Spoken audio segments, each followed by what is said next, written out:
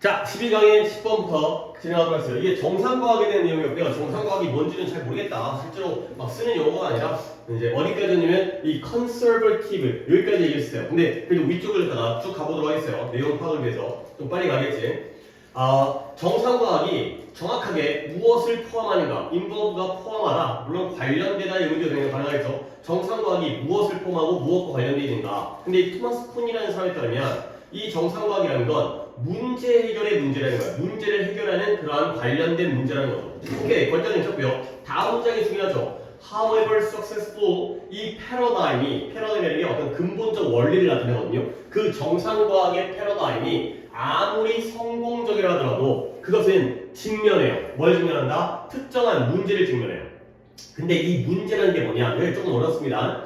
피너미나의 복수형이었죠. O에 끝나는 걸 A로 바꿔가지고 복수형 만드는데요. 현상들인데요. 어떤 현상이냐면 그것이 쉽게 accommodate, 수용할 수 없는 현상이 바로 문제들 중에 하나예요. 그 다음에 또는 불일치인데요. 어떤 불일치냐면 이 정상과학에서의 이론의 예측과 그 다음에 그것의 실험적 사실 둘 사이의 불일치가 바로 이 문제 중에 또 하나의 예시가 되겠어요. 그러니까 이제 우리가 얘기할 때 이 문장에서 중요한 건 however가 아무리 뭐뭐 하더라도의 복합관계부사. 그래서 이 패러다임이 아무리 성공적이라 하더라도 근데 그 패러다임은 항상 문제를 encounter 직면하게 될 거라는 거야. 근데 그 문제의 종류가 여긴 필기가 되긴 하지만 첫 번째 phenomena가 A죠. 그 다음에 or mismatch가 B가 되어 있어요.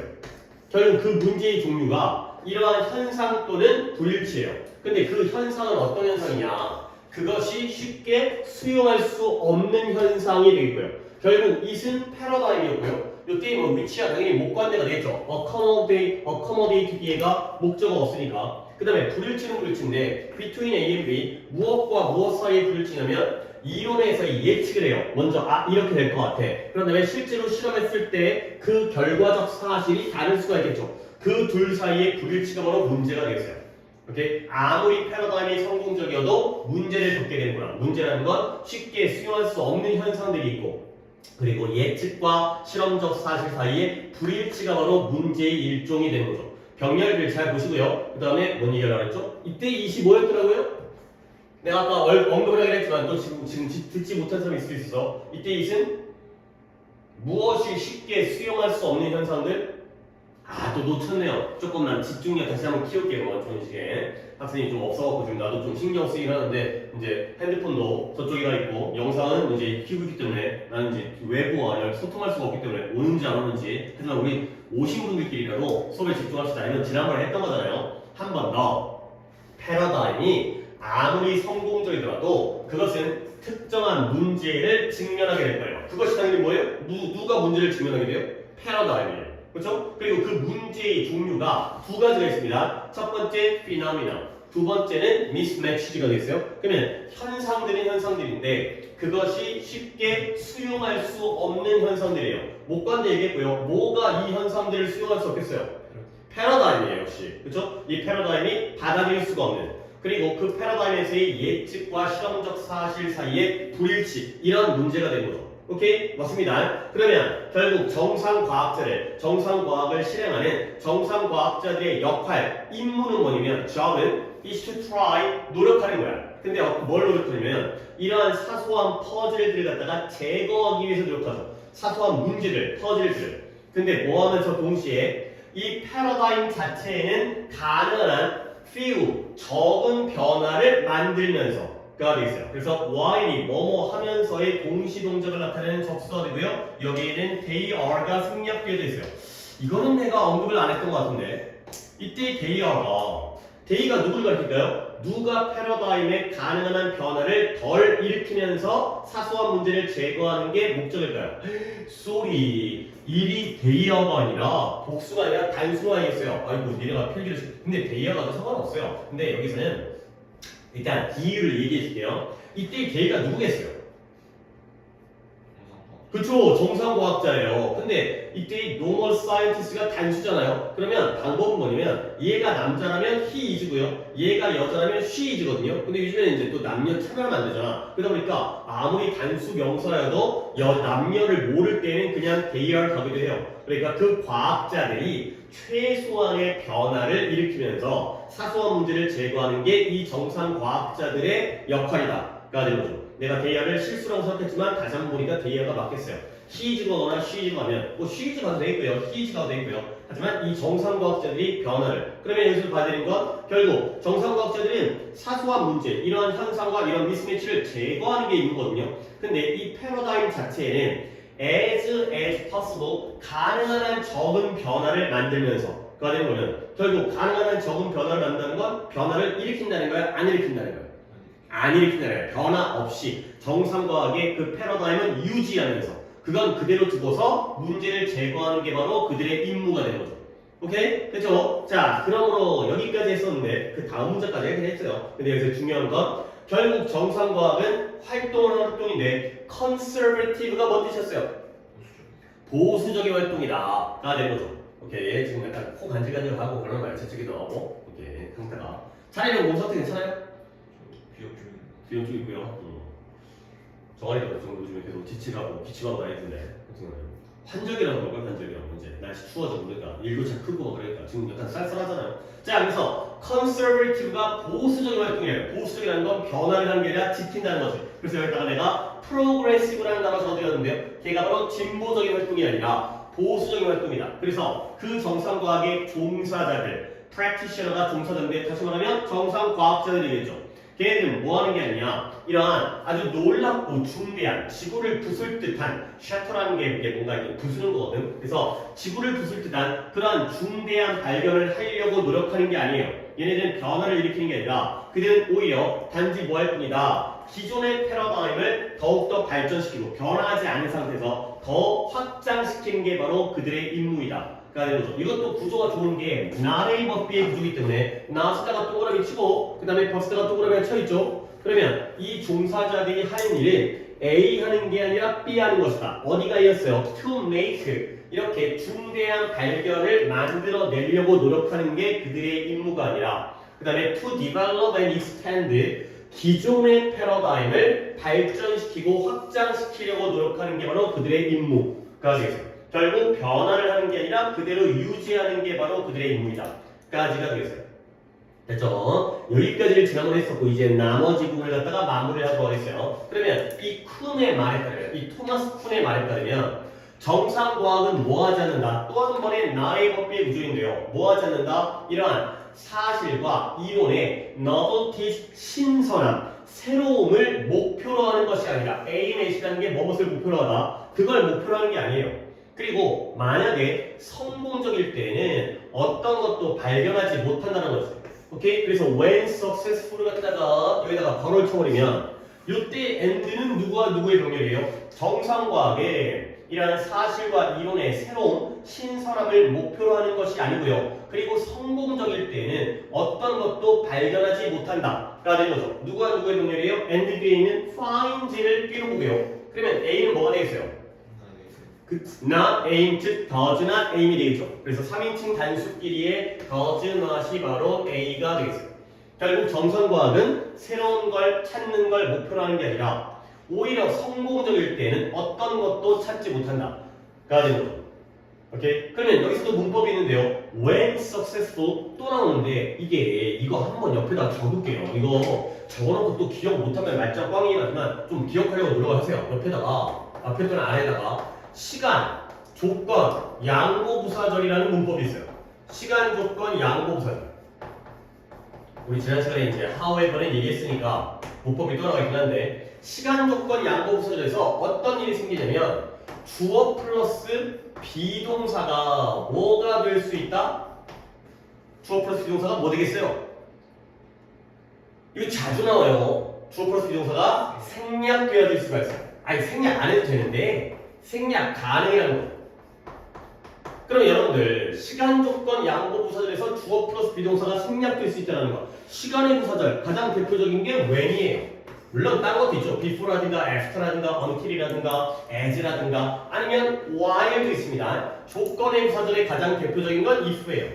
만약 뭐라면 양보 부사절의 가장 대표적인 건 no가 되겠죠. 비록 뭐뭐이지만 이러한 시간 조건 양보 부사절에서는 주어 플러스 비동사가 생략될 수 있다는 거야. when절, if절, thou절이 되겠어요. 그러니까 아까도 그 얘기가 나왔던 거지.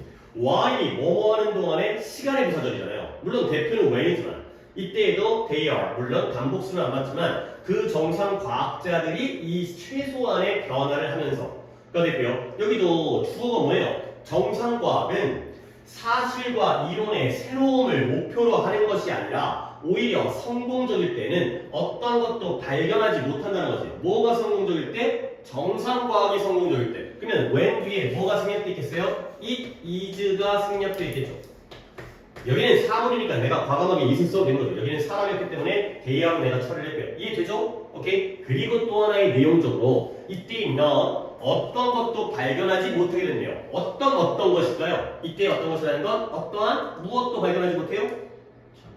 참신한 것, 새로운 것, novelties가 되겠어요. 여기 있는 어떠한 얘가 나타내는 건 새로운 novelties가 되겠죠. 원래 과학에서는 뭔가 새롭고 변화를 찾아야 되는데 정상과학은 새로운 novelties를 찾으려는 게 아니라 오히려 성공적일 때는 내 예상이 맞아. 실험을 했더니 그 결과가 그대로 나왔어. 그러면 새로운 게 없죠. 매번 알던 거니까. 결국 오히려 성공할 때는 아무런 새로운 것도 발견하지 못한다. 라는 거죠. 요걸 이해하시면 되겠습니다. 병렬 보시고 이때 나오는 게 어떠한 새로움도 참신함도 발견하지 못한다. 자, 그래서 무엇보다도 크는 스트레스라는 게 스트레스 받아 그것뿐만 아니라 emphasize 강조하다의 뜻이에요. 크는 강조했어요. 뭘 강조했냐면 이 정상 과학자들이 뭐 하려고 노력하지 않는다? 이런 패러다임을 테스트, 시험하려고 하는 게 아니에요. 그러면 얘네들은 실험한 다음에 이거 틀렸네 그걸 목표로 하는 게 아니라 다음 문장이 연결되는데 그와 반대로 under contrary 일단 밑줄 쳐주시고요. 정상과학의 패러다임을 실험하고 맞다 틀리다 이걸 찾으려고 하는 게 아니라 그와 반대로 정상과학자들은 뭘 하겠어요? 그들은 패러다임을 questioningly 의문 없이 어떤 의심 없이 그 패러다임을 그냥 accept 받아들이는 거죠. 그냥 있는 그대로를 받아들이는 거예요. 테스트하려고 하는 게 아니라 맞다 틀리다를 실험하려는 게 아니라 패러다임을 그냥 의문 없이 의심 없이 받아들이죠. 그리고 그들의 연구를 실행하는데요. 여기도 또 내용 잘 봅니다. 이런 한계 안에서 그들의 내용을 실행해요. 근데 한계는 한계인데 어떤 한계냐? 그것이 설정해주는 한계 안에서 실험을 갖다가 수행을 하는 거죠. 오케이? 그러면 이때의 한계도 무엇이 설정하는 한계 안에서 실험을 수행하겠어요? 이 패러다임이 되겠어요. 오케이. 조금 감 잡을 때까지는 내가 좀 진행을 할 테니 그 다음부터는 같이 한번 진행하도록 합시다. 패러다임을 받아들이고요. 그 패러다임이 한계를 설정해줘. 여기까지다. 그러면 그 안에서만 그들의 연구를 실행하는 게 바로 정상과학자들이 되는 거죠. 알겠어요? 다시 한번 지금까지 나왔던 키워드 제일 중요한 게 뭐라고요? 정상과학은 뭐적이다? 보수적이다. 알겠어요? 알겠죠? 자, 컨디션이 안 좋아서 그런지 몸이 안 좋으면 머리도 안 돌아가죠. 근데 어떻게 하겠어요? 와서 수업 잘 들어야 되니까. 그래야 내가 머릿속에 생각하고 집중해야지 내가 이 글이 잘 받아들이는 거니까 조금만 더 노력합시다. 힘들더라도. 만약에 정상과학자가 실험적 결과를 얻어요. 근데 어떤 실험적 결과냐? Which conflict with? conflict with가 뭐예요? 뭐뭐와 충돌하다, 상충하다, 충돌하다. 무엇과 충돌하는 거냐? 패러다임과 충돌하는 실험적 결과를 얻어요. 패러다임과 충돌한다는 건 패러다임에 맞는 거예요? 안 맞는 거예요? 안 맞는 결과를 얻었어요. 그러면 어떻게 해버리냐? 얘네들은 패러다임이 틀렸네 그렇게 하는 거는 다른 과학자들이고요. 정상과학자들은 보수적이기 때문에 어떻게 할까요? 그들은 일반적으로 가정을 하는 거야. 뭘 가정한다? 실험 기법이 faulty, 잘못되어 있다. 여기에 흠결이 있다. 내가 실험을 잘못했네. 알겠죠? 그리고 나서 not that, 뭐가 아니라 패러다임이 잘못된 게 아니라 내 실험의 기술이 잘못되어 있다 라고 가정을 한다는 거죠.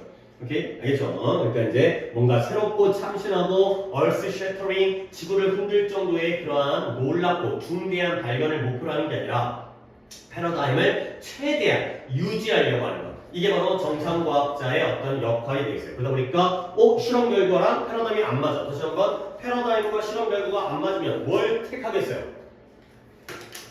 둘 중에 뭘 택한다? 패러다임을 택하게 되는 거죠. 그래서 다시 한번 아까의 불일치 있잖아요. 이런 것들이 예측이 되잖아. 이론의 예측과 실험적 사실의 불일치가 생기면 앞에 걸 A라고 하고 그렇게 표시를 안 했지만 얘를 A라고 하고 얘를 B라고 하면은 정상과학자들은 누구를 택해요? A를 택해요? B를 택해요?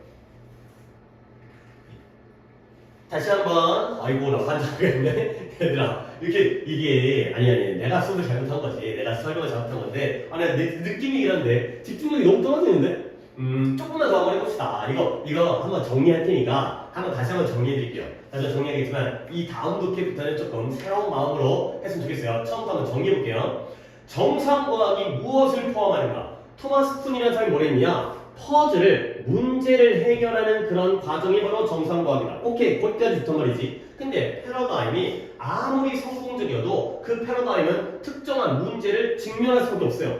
그 문제가 뭐다? 패러다임이 쉽게 수용할 수 없는 현상도 있고요. 그 다음에 이론의 예측과 실험적 사실 사이에 불일치가 있을 수 있다는 거죠. 결국 이론적 예측은 뭐예요? 이럴 것 같아. 근데 실험적 사실은 뭐예요? 안 그러네? 가 되는 거죠. 다시 한번 보수적이라고 했어요. 보수적이라는 건 자신의 미리 생각했던 예측과 실험적인 결과, 사실이 달랐을 때 A랑 B 중에 뭘 택하겠어요? A를 택해야죠. 됐어요? 내가 이 실험이 이렇게 될 거라고 생각한 거야. 그러니까 예를 들어서 그런 거 있잖아요. 우리 한번 다른 예를 들어볼게요. 우리 옛날에 아리스토텔레스가 이거 갖다 증명했었는데 뭐냐면 피사의 사탑, 이탈리아에서 얘네 무거운 물체와 가벼운 물체 중에서 그냥 상식적으로 합니다. 뭐가 더 빨리 떨어질 것 같아요? 무거운 물체가 빨리 떨어지는 거예요. 알겠어요? 근데 실험을 해보니까 그 아리스토텔레스가 실제로 과학자들을 모아놓고 피사의 사탑에서 기울어진 탑 있잖아요. 무거운 추와 가벼운 추, 10kg짜리의 추와 1kg짜리의 추를 떨어뜨렸어요. 그런데 똑같이 떨어뜨린 거야. 결국 걔네가 예측한 것과 실험적 사실이 같았어요, 달랐어요? 달랐어요. 그랬더니 과학자들이 뭐라고 하는 줄 알아? 내가 잘못 봤다. 원래 무거운 게 빨리 떨어져야 되는데 내 눈이 삐꾸야, 눈이 실수를 한 거야. 이렇게 받아들였던 거지. 결국 예측과 실험적 결과 A랑 B 중에 뭘 택했어요? A를 택했다고요. 이게 패러다임을 유지하는 거야. 무거운 물체가 빨리 떨어지는 패러다임을.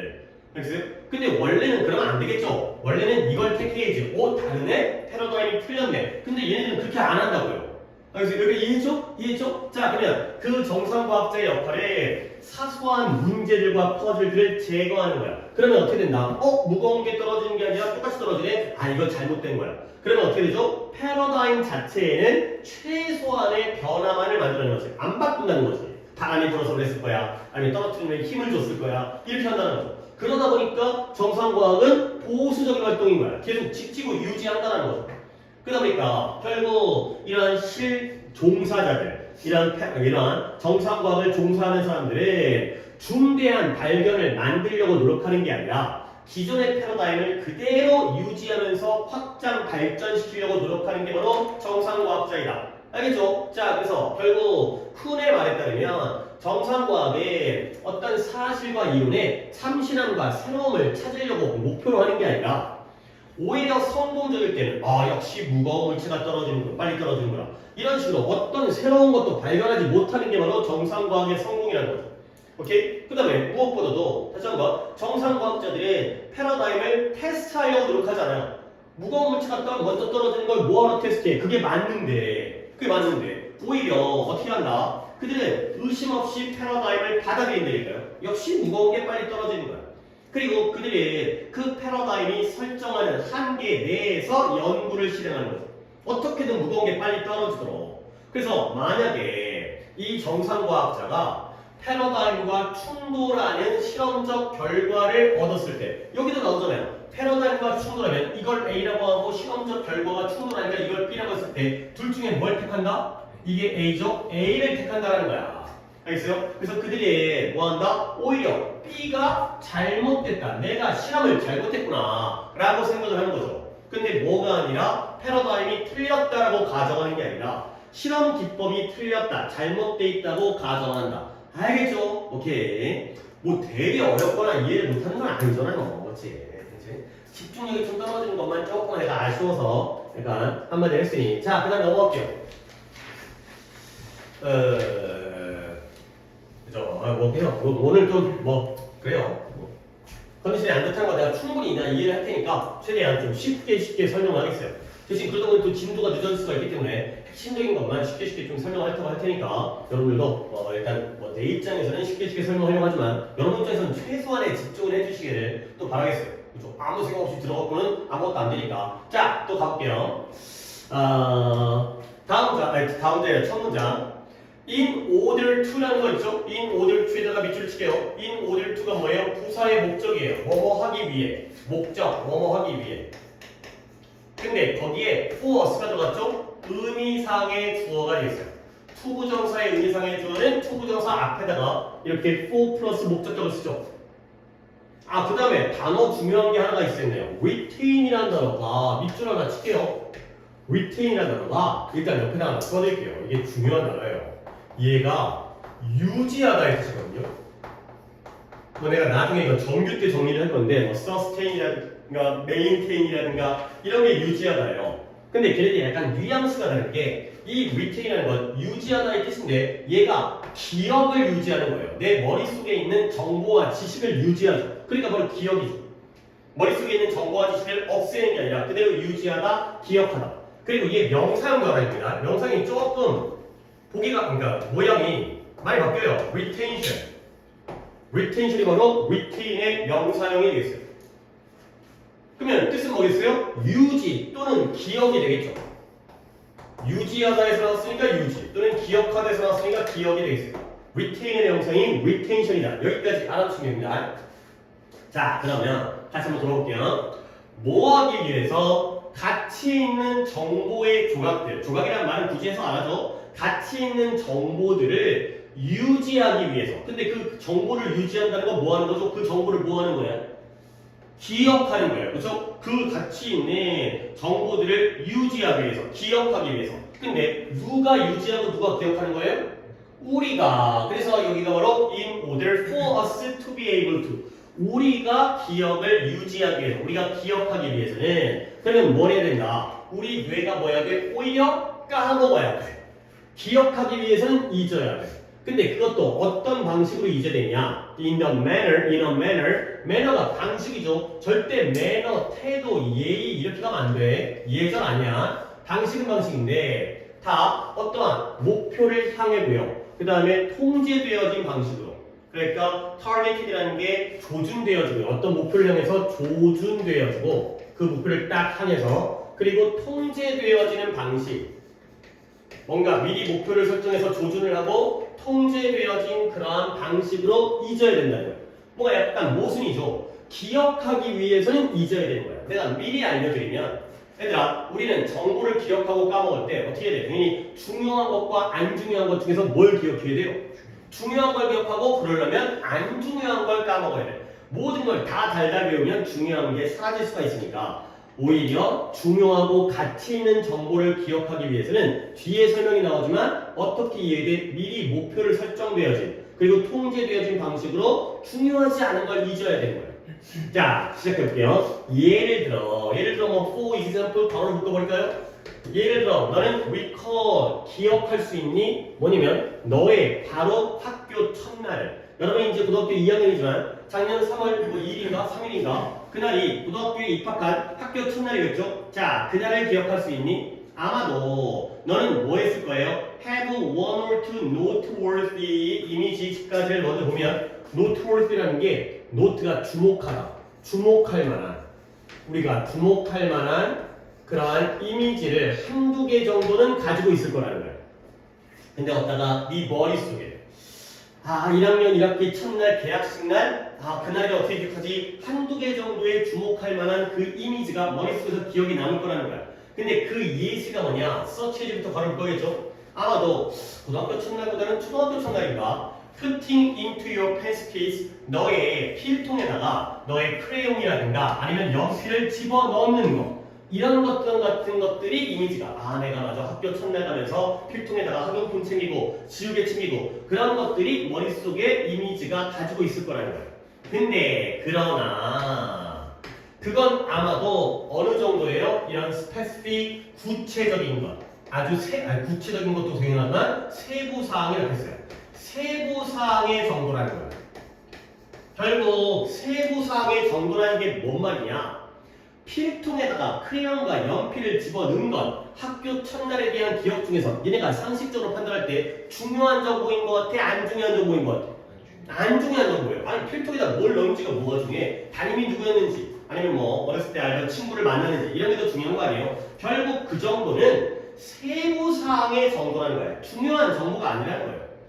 그래서 those additional details that are apparently 중요한 단어를 많이 나오는데 이러한 추가적인 디테일도 세부 사항이죠. 근데 어떤 세부 사항이냐? That are apparently 분명히 겉보기에 명백히 분명히 unimportant 중요하지 않은 그 추가적인 세부 사항들 필통에다가 크레용을 넣었던 연필을 넣었던 그러한 추가적인 그러한 세부 사항들이 어떻게 된다? are actively 적극적으로 deleted from 지워진다는 거야. 근데 어디로부터? 너의 뇌로부터 지워진다는 거죠. 브레인에서 한번 끊습니다. 컴마가 없지만 여기서 끊어줘야 돼요.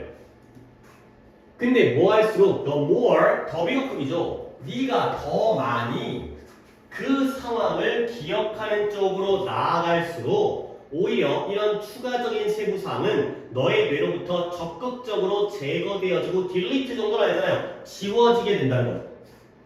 그죠? 자, 한 번 더 여기까지 정리하겠어요. 왜 그러냐면 내가 여기에 디스를 물어볼 거거든요. 근데 또 이제 갑자기 물어보게 되면 오늘 컨디션으로 대답을 못할 것 같아서 나도 답답하고 여러분도 자꾸 물어보는데 대답을 못하면 자기 스스로 답답하잖아요. 한 번 더 이것에 대한 이유예요. 그러면 앞쪽을 내용을 본 다음에 내가 뒷문장을 해석할 테니까 결국 여러분의 역할은 이때 디스가 뭐일지를 좀 고민을 해달라는 거지. 자, 한 번 더 가볼게. 아까 우리가 의미상에서 가치 있는 정보를 기억하기 위해서는 오히려 뭐 해야 된다? 뇌가 뭐 해야 돼요? 잊어야 돼요. 가치 있는 정보를 기억하기 위해서는 잊어야 돼요. 근데 그것도 어떤 방식으로 아무거나 막 읽는 게 아니라 뭔가 목표가 설정되어진 저걸 잊어야겠다. 그 다음에 통지를 해서 이걸 잊으면 안 되겠다. 이런 식으로 뭔가 계획적인 방법으로 잊어야 되는 거예요. 자, 예를 들어서 너는 학교 첫날, 아마 초등학교인 것 같아요. 초등학교의 첫날을 너는 기억할 수 있니? 아마도 네 머릿속에는 뭐가 있어요? 뭔가 주목할 만한 이미지가 한두 개 정도는 있을 거라는 거예요. 기억나요? 나는 너무 오래서 기억 안 나지만 초등학교 1학년 입학식날 기억나요? 그죠? 근데 뭔가 이따 칩시다. 그 예시감으로 별건 아니지만 필통에다가 크레용과 펜을 집어넣는 것 같은 그런 게 있을 수도 있다는 거죠. 근데 그건 어느 정도예요? 걔는 세부사항, 스페시픽의 정도밖에 안 된다는 거예요. 결국 연필 집어넣는 건 중요하다 안 중요하다? 안 중요하다. 그러면 이런 추가적인 세부사항들은 너의 뇌로부터 뭐 되어질까요? 아주 적극적으로 사라져버리는 거예요. 지워지게 되는 거예요. 그렇죠? 근데 왜 그럴까요? 겉보기에도 안 중요해 보이거든요. 겉보기에도 안 중요하니까 지워지는 거지. 오케이? 근데 네가 뭐 할수록 그 상황을 기억하는 쪽으로 더 나아갈수록 초등학교 첫날을 기억해야 돼 하다 보면 추가적인 세부사항은 적극적으로 사라지게 되는 거야. 오케이? 그러면 이게 제거되어진 건데 결국 this의 이유, 이것의 이유는 뭐냐? 다음 문장까지 해석할 겁니다. 뭐냐면 뇌가 그것을 가치 있다고 여기지 않아요. 근데 뭘 가치 있다고 여기지 않냐? 그 모든 세부 사항들을 기억하는 것이 가치 있다고 여기지 않는다는 게 바로 이때의 this의 이유가 되겠어요. 그리고 문장은 아직 안 끝났습니다. 좀 어렵습니다. 내가 이 문장을 했다가 그래요. 중요 문장을 뽑았어요. 그래서 as long as 또 갈게요. 이때 this가 뭔지를 머릿속에 잠깐 갖고 계시고요. 얘가 뭐뭐 하는 한 이라는 뜻이에요. 뭐뭐 하는 한. 뭐뭐 하는 한. 그렇죠. 왜? 뭐 하는 한. 자, 뭐 하는 한.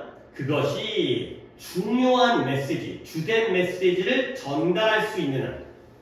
근데 예를 들어 그 중요한 메시지가 뭐냐? 너의 학교 첫날이 좋았었다. 오히려 이런 게 바로 중요한 메시지죠. 연필과 크레용을 집어넣는 게 중요한 메시지가 아니라 학교 첫날이 기분이 좋았다. 학교를 처음 가니까 이제 뭐 좋았다. 이런 것들을 전달할 수 있는 한 모든 세부사항들을 기억하는 건 가치 있다고 여기지 않기 때문에 이것을 한다는 거죠. 오케이? 됐어요. 자, 그러면 나는 또 내 걸 하고 있을 테니 이때 이시 다목적어예요. 그러면 진목적어가 여기부터 여기까지가 되겠어요. 결국 우리의 뇌가 가치 있다고 여기지 않아요. 뭐가 가치 있다고 여기지 않냐? 이 모든 세부 사항들을 기억하는 것이 가치 있다고 여기지 않기 때문에 이렇게 한다는 거죠. 근데 뭐 하느냐? 그것이 중요한 메시지를 전달할 수 있는 한이 되겠어요. 자, 우리 한번 그러면 그동안 내가 밑밥을 많이 깔아놨다고 생각하는데 여러분 같이 한번 시도해볼까요? 이때 이 디스가 뭘 가르칠까요? 뭐라고요? 아니, 미안해요. 내가 못 들었어요. 앞에 문장? 너무 편하게 대답하는데요. 그러면 앞에 문장 중에서 좀 더 구체적으로 앞에 문장에 어떤 내용? 그쵸, delete가 되겠어요. delete. 그쵸, 좀 더 다시 한번 추가적인 세부 사항은 뭐 되어버린다? 뇌에서 제거되어진다. 알겠죠? 제거, delete가 되겠어요. 그 제거되어지는 이유가 뭐냐? 뇌가 모든 세부 사항을 다 기억하는 걸 가치 있다고 여기지 않기 때문에 딜리트를 한다는 거죠. 그죠? 지침 연습하셔야 돼. 많이 약해요. 그리고 이 it도 봐야 돼요. 이 it은 그렇게 중요한 it은 아니지만 무엇이 중요한 메시지를 전달할 수 있는 한이 될까요? 그래요. 맞았어요. brain. 뇌가, 우리 뇌가 중요한 정보만 제공할 수 있다면 세부적인 것까지 다 기억하는 건 별로 가치가 없는 것 같아. 이렇게 생각한다는 거지. 학교 첫날이 좋았다. 그 정도면 된다는 거야.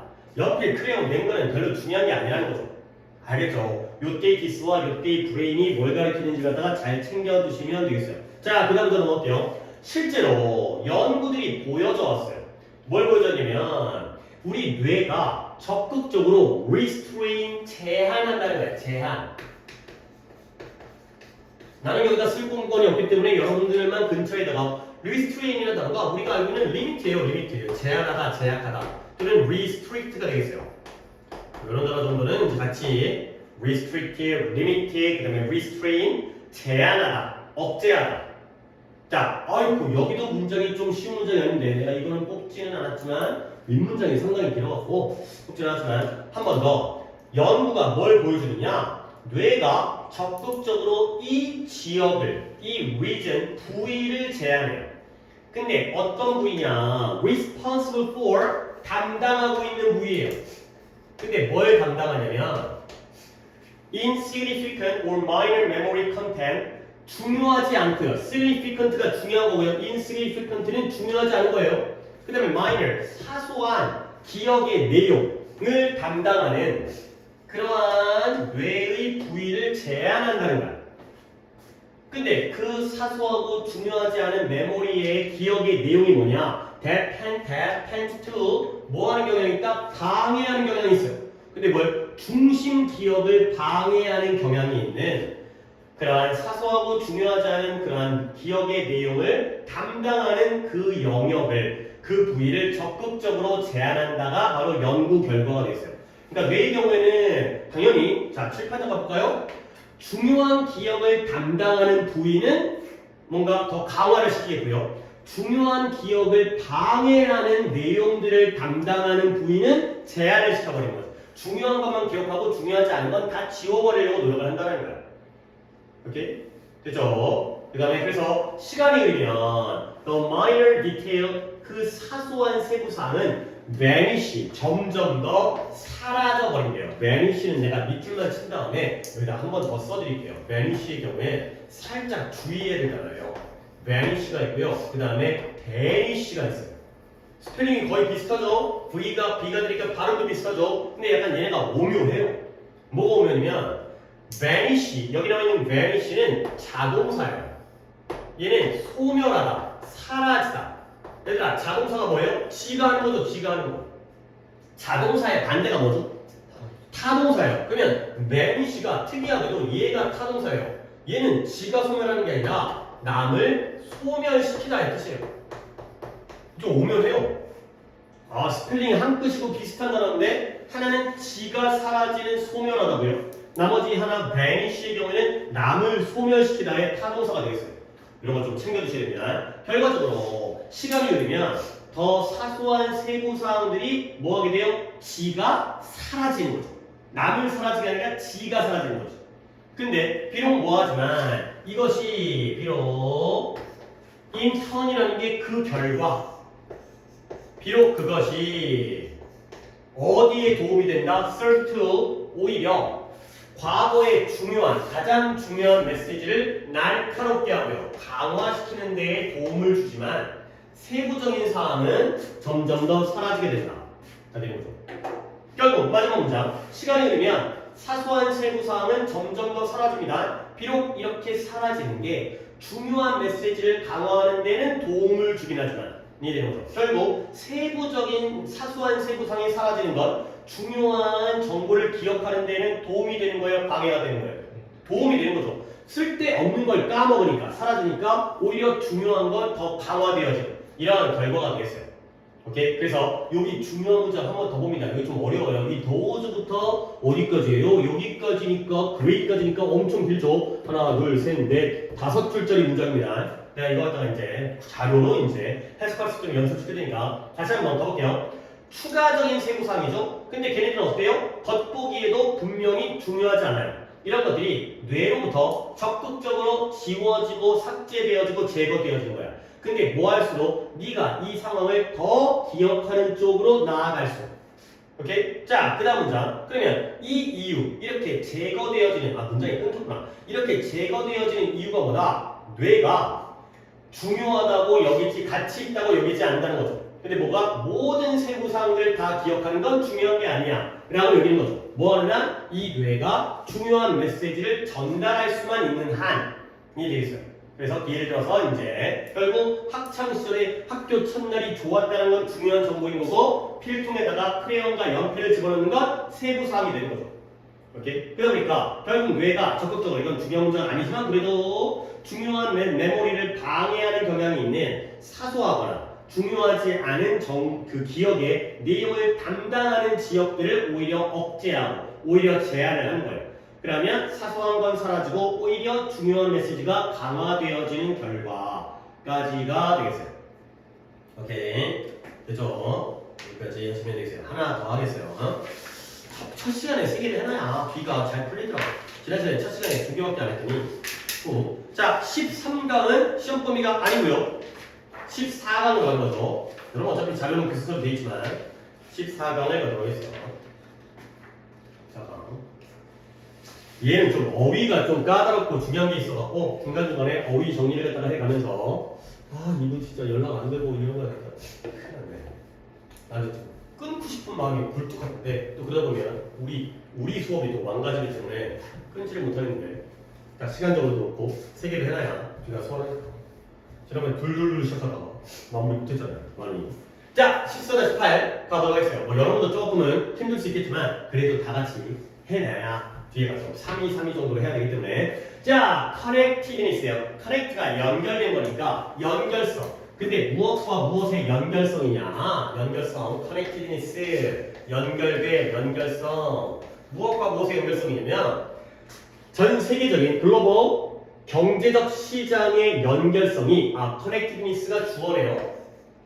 makes it 그것을 어떻게 만든다? 잠재적인 infection이라는 단어부터 내가 정리해드리겠어요. 감염 또는 전염이죠. 감염이 아니라 감염이 아니라 감염과 전염에 vulnerable 취약하게 만든다는 거예요. 자, 일단 어휘를 정리한 다음에 내가 이 문장을 다시 보여줄 건데 infection이라는 단어부터 이야기를 시작해야 돼요.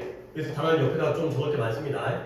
infection이 명사로서 전염이죠. 감염. 그리고 형용사형 알아주세요. infectious가 형용사형이에요. T-I-O-U-S 붙여가지고 얘가 전염된 전염성에 라는 형용사고요. 그 다음에 동의어 알아주세요. 동의어 contagion이 infection과 같은 명사형이고요. 이거의 형용사형도 contagious. 이렇게 두 쌍으로 알아두시면 되겠어요. infection과 contagion이 명사고요. 감염 또는 전염. infectious와 contagious가 형용사로서의 감염되는 전염성에 되는 거죠. 자, 단어 하나 했습니다. 다시 한번 이 문장 볼게요. 뭐에? 세계 경제 시장의 연결성이 그것을 전염에, 잠재적인 전염에 취약하게 만든대요. 오케이? 하나 더 봐야 될 건 이때 이 시조. 지치는 진짜 버릇이 돼야 돼요. 이게 버릇이 아직 안 돼 있잖아요, 여러분들이. 이때 이 시는 뭘 가리켜요? 뭐가 취약해지는 거예요? 그쵸, 경제시장, 마켓 이거예요. 버릇되면 이것도 할만해요. 시장이 취약해지는 거예요. 잠재적인 전염에. 아니 시장이 왜 병에 걸리지? 가볼게요. 자, 재정적 실패, financial, 금융 또는 재정이라는 뜻이죠. 여기에 해설지에는 금융이라고 되어 있더라고요. 금융, 돈이죠 돈.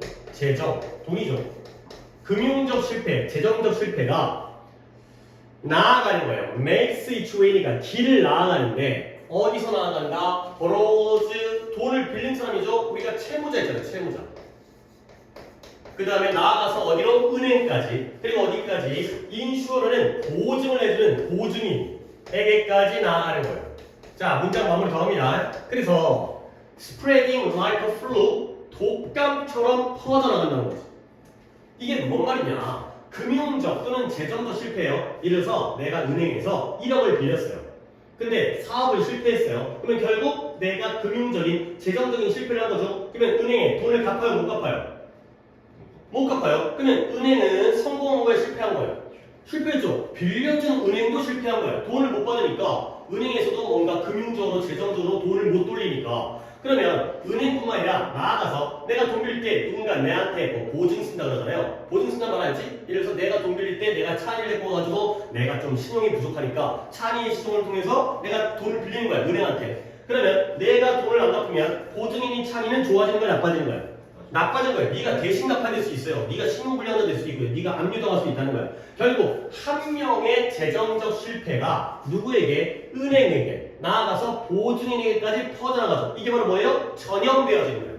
그래서 내가 잘못하면 나만 망하는 게 아니라 내 주변 사람까지 같이 망한다는 거죠. 아니 그럴 거 아니에요. 내가 돈 빌린 다음에 안 갚으면 그 빌려준 사람도 같이 망할 거 아니에요. 이게 바로 이 세계 시장 경제의 연결성. 다 연결되어 있다 보니까 아니 그런 거 있잖아요. 지금 예를 들어서 아니 러시아랑 우크라이나랑 싸우니까 우리나라한테 좋아요 나빠요? 그냥 상식적으로 나빠요. 물론 무기를 팔아먹을 수는 있겠지만 뭔가 이제 기름값 올라가고 뭐 이런 것 때문에 세계 경기의 불안 때문에 이제 불안정성 때문에 우리도 피해를 입는 거지. 이게 바로 독감처럼 퍼져나가는 거야. 뭔지 알겠죠? 연결되기 때문에. 그래서 그러나 however there are 예상치 못한 특징들이 있다는 거야.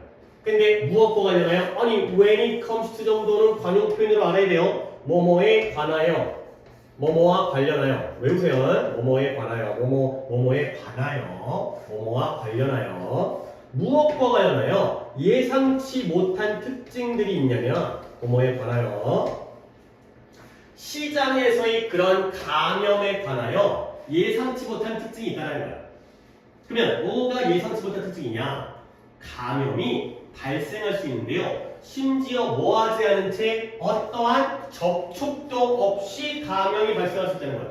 아니 그러니까 이게 뭐 말이냐? 원래 감기는 예를 들어서 정환이가 감기 걸렸는데 오늘 알았잖아요. 그러면 우리는 감기 걸려요 안 걸려요? 물론 원래 걸려있긴 하지만 걸려요 안 걸려요? 안 걸려요. 안 만나면 안 걸리잖아요. 코로나 안 걸리잖아요. 만나야 걸리지. 근데 금융시장의 그 감염은 안 만나도 걸릴 수 있다는 거예요. 우리가 우크라이나 사람과 못 만났잖아요. 그런데 우리에게 영향을 미치잖아요. 이 얘기예요. 이 얘기. 이게 바로 이제 예상치 못한 특징이 됐어요.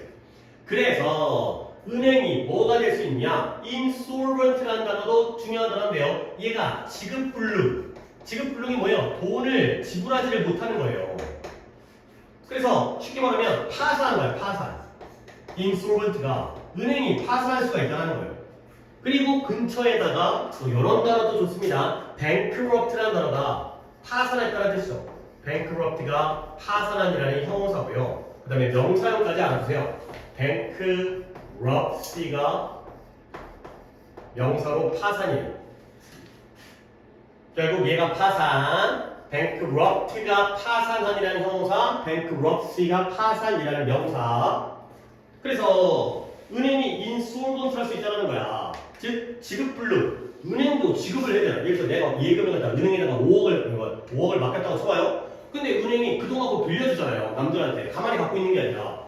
근데 채무자가 그 돈을 안 갚으면 은행도 돈이 없으니까 내가 은행 가서 돈 내놔. 내가 이제 돈 인출할 거야. 그런데 은행이 돈을 못 줘요. 그럼 은행도 망하는 거야. 근데 뭐 하지 않은 채 어떠한 투자에 실패도 하지 않은 채 은행은 잘못한 게 없어. 이 새끼가 잘못한 거야. 근데 은행이 물론 돈 빌려준 것도 어찌 보면 잘못일 수 있죠. 얘 신용도를 잘 파악하지 않고 담보 같은 거 안 잡고. 하지만 어쨌든 은행 자체적인 아니 돈을 빌려줘갖고 이자를 받아야지 은행도 돈을 벌 거 아니야. 투자적인 실패를 하지 않은 채도 파산할 수가 있다는 거야. 오케이?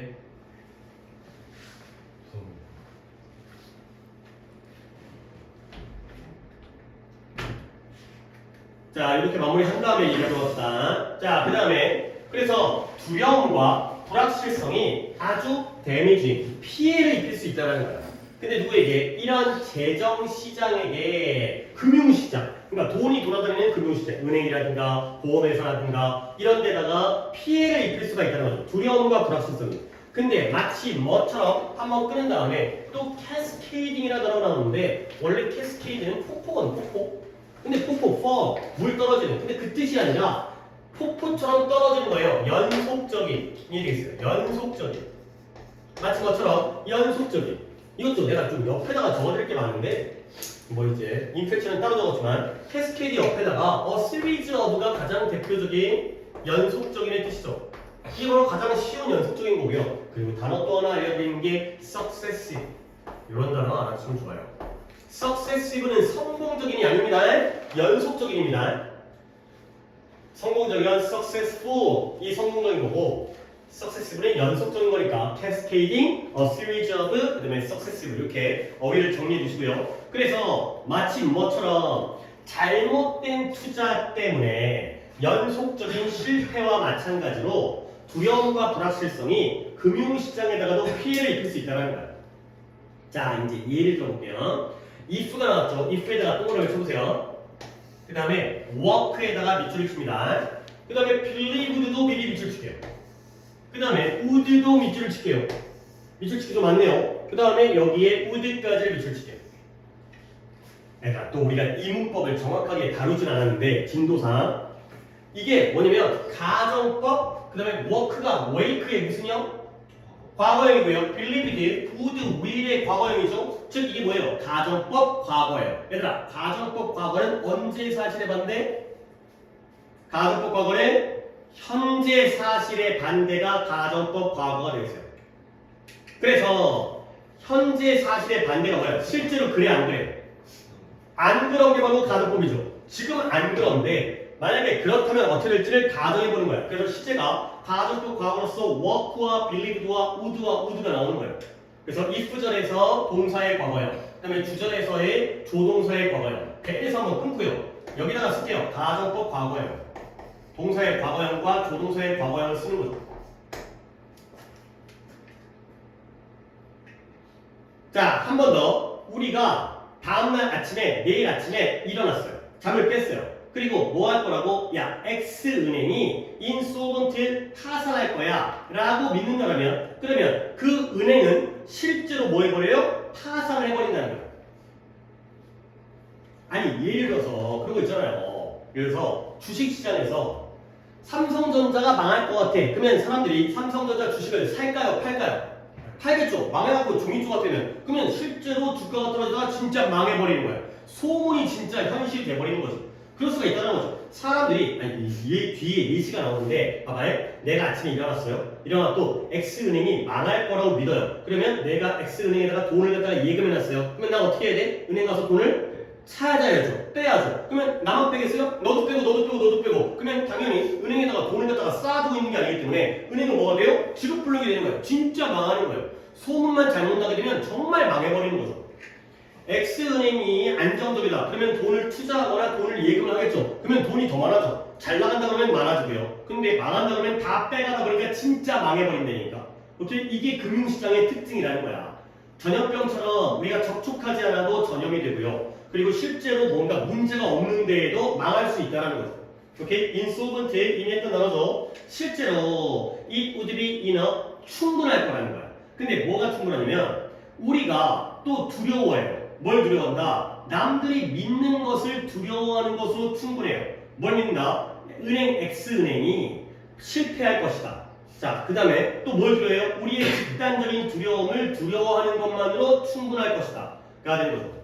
남들이 X은행이 실패할 거라고 믿으면 우리도 실패할 거라고 믿는다는 거죠. 아니, 비트코인이 뭔지 알죠? 그죠? 물론 더 발전해갖고 어떻게 될지 모르겠지만 비트코인이 실제 현실적인 가치가 있어요, 없어요? 없어요. 그거 뭐 살 수가 없어요. 그죠? 비트코인 갖고 뭐 어떻게 주고 물론 뭐 지들끼리의 금융거래에다가 비트코인으로 하는 사람들이 있죠. 코인으로 물건을 사고 팔거나 지들끼리. 근데 국가적으로, 법적으로, 합법적으로 그게 구매력이 있는 게 아니죠. 근데 왜 비트코인 가격이 올라요? 오를 거라고 믿으니까 오는 거예요. 그죠? 아무리 가치가 없어도 뭐예요? 내가 오늘 1억에 사갖고 내일 2억에 팔 수 있다면 대박이죠. 그럼 무조건 사는 거죠. 아무리 가치가 없어도. 아무리 중요한 것도 가치가 떨어질 것을 하면 파는 거고요. 다시 한번 뭐 하면 되는 거죠? 남들이 X은행이 실패할 거라고 믿는 걸 두려워하기만 하면 충분하다는 거야. 그리고 우리의 집단적인 두려움을 두려워하면 충분할 거라는 거죠. 다시 한번 봐봐요. 투부정사가 나왔고요. 이거부터 볼까요? 요 5월은 누구와 누구의 병렬이에요?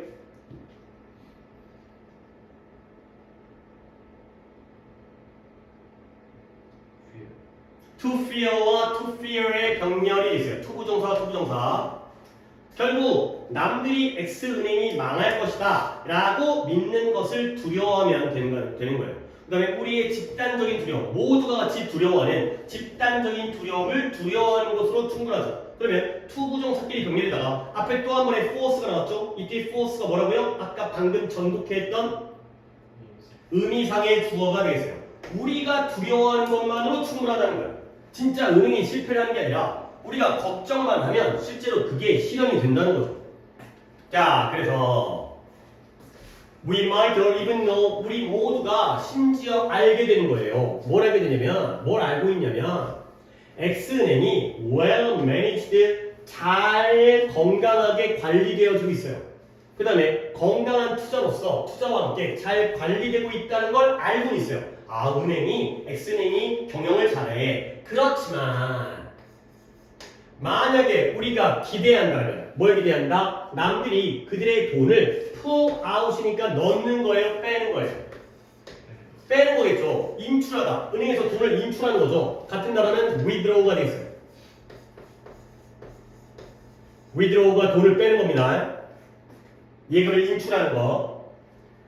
남들이 돈을 인출할 거라고 기대를 하면 우리도 두려워하게 되는 거예요. 뭘 두려워해요? being the last, 마지막이 될까봐. 돈을 인출하는 내가 마지막 될까봐. 마지막으로 가게 되면 돈이 있을까 없을까? 남아있을까 없을까? 없으니까 그걸 두려워한다는 거야. 실제로는 은행 관리가 잘 돼서 아, 탄탄한 은행이야. 근데 남들이 돈을 뺀대. 그러면 나도 어쩔 수 없이 빼야죠. 내가 비트코인을 믿어. 비트코인이 나중에 굉장히 중요한 화폐가 될 거야. 하지만 남들이 팔면 나도 팔아야지. 언제까지 중립조합을 갖고 있을 수 없기 때문에. 이거예요, 이거. 그래서 재정적 디스트레스는 고통입니다. 재정적 고통은 어떻다? self-fulfilling, 자기 충족적이라는 거예요. 자기 충족적이라는 말은 또 뭔데요? 스스로를 만족시킬 수 있다는 거야. 결국 재정적인 고통이라는 건 남들이 뭐라 하든 그 자체가 결과를 가져오는 거죠. 그리고 특히 곤란하다. 곤란한 측면이다. 문제가 되는 측면이다. 어디에? 이런 금융시장. 금융시장에서는 이러한 재정적 고통이라는 게 충분히 자기 충족적이고 그것만으로도 실제로 결과가 나오고요. 그리고 굉장히 곤란한 부분이다. 가 되는 거죠. 오케이? 요 엔드는 경렬이 어떻게 돼요?